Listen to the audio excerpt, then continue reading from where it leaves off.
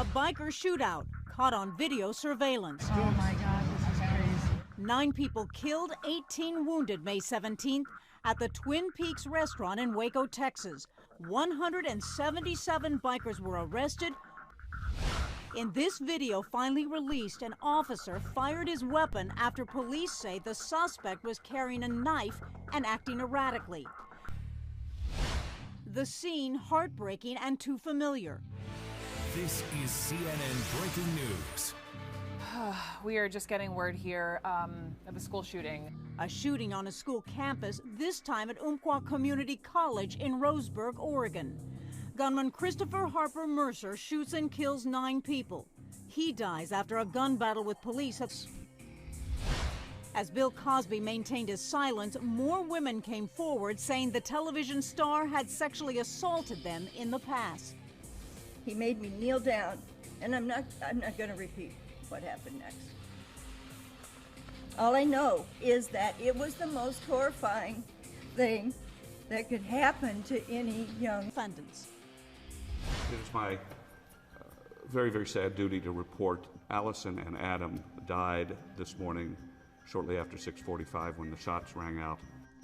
WDBJ television journalists Allison Parker and Adam Ward shot to death by a disgruntled former colleague during a live broadcast. The scene read like a movie, an escape tunnel chiseled away by inmates leading to a manhole on the street. We have new developments for you about the manhunt for 2 convicts that has crippled part of upstate New York. David Sweat and Richard Matt escaped from the Clinton Correctional Facility in Plattsburgh, New York.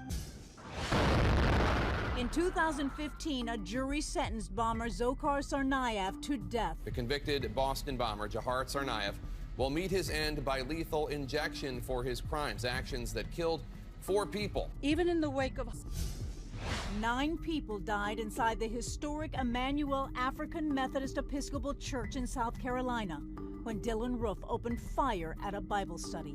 Roof was arrested the following day. According to police, he confessed and told investigators he wanted to start a race war. An arrest caught on tape. Freddie Gray died in police custody. Law enforcement calls this the worst terrorist attack since 9/11. Tonight, new answers in the act of terror here that took 14 lives. That is how it is now being investigated, an act of terror. 14 people shot dead by a co-worker and his wife. Tell the truth. Don't be bullshitting people. Like I say, there's enough bullshit as it is.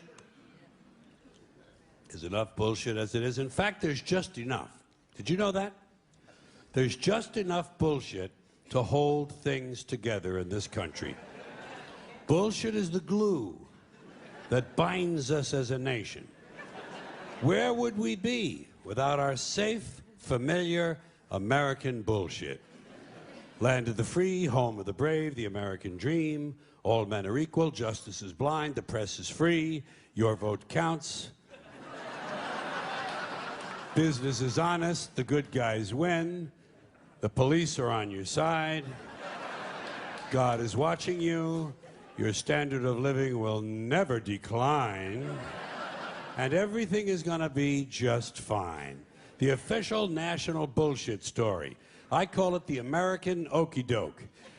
Every one of those items is provably untrue at one level or another, but we believe them because they're pounded into our heads from the time we're children. That's what they do with that kind of stuff. They put it in the heads of kids. They pound it in there because they know kids are too young to be able to mount a sophisticated argument against these kind of ideas. And so kids, and up to a certain age, by the way, kids are going to believe everything a grown-up tells them, everything. So kids never learn to question things. Nobody questions things in this country anymore. Nobody questions things. Why? People are too fat and happy. People are way too fucking prosperous for their own good. Everyone's got a cell phone that'll make pancakes and rub their balls now, you know?